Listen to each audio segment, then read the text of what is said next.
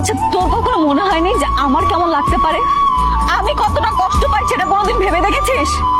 এর জন্য তো তুই দেয়, বলে দিলি তো হয় তোর এই পেটের বাচ্চার বাবাকে, তাহলে তো এত দূর আসতো না।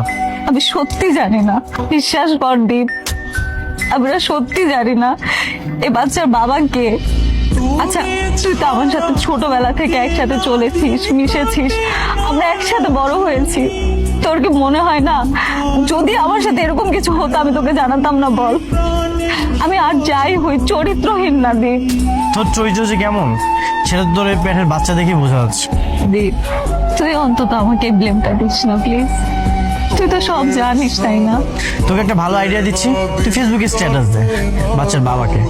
তুই যার যার সাথে সময় কাটিয়েছিস না, দেখবি যে কারো কারো মনে পড়বে, কমেন্ট করে জানিয়ে দিবে বাচ্চার বাবাকে।